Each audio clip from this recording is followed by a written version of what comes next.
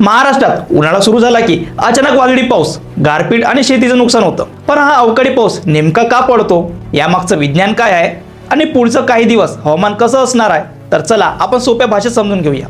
नमस्कार, मी महेश, तुमचं स्वागत आहे आमच्या YouTube चॅनलवर. आज आपण महाराष्ट्रात पडणाऱ्या अवकाळी पावसामागचं सायन्स, त्याची कारणं आणि त्याचे परिणाम समजून घेऊया.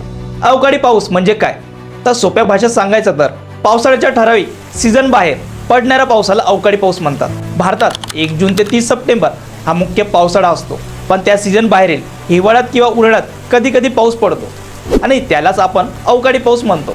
पाऊस किती प्रमाणात पडतो?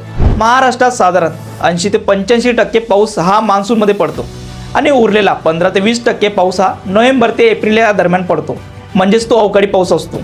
अवकाळी पावसामागचं काय विज्ञान आहे, यामागे काही महत्त्वाचे वैज्ञानिक कारणे आहेत, जसं की समुद्रात तयार होणारे कमी दाबाचे पट्टे, वादळ आणि चक्रीवादळ, वेस्टर्न डिस्टर्बन्स, पश्चिमेकडून येणारं थंड वादळ, उष्ण आणि थंड वाऱ्याची टक्कर होते, ज्यामुळे किम्युलोनिंबस ढग तयार होतात आणि गारपीट होऊ शकते. त्यासोबतच एल निनो आणि ला लीना सारखे हवामानातील बदल होतात.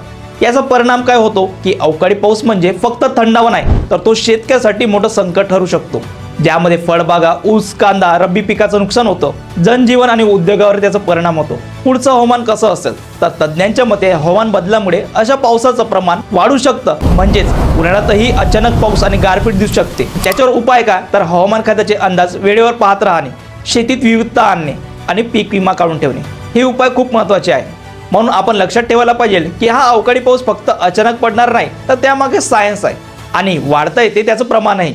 वेळेवर माहिती आणि तयारी हेच खरं आपलं प्रोटेक्शन आहे. तुम्हाला ही माहिती कशी वाटली आम्हाला कमेंटमध्ये नक्की सांगा आणि महाराष्ट्र चॅनलला फॉलो करायला विसरू नका.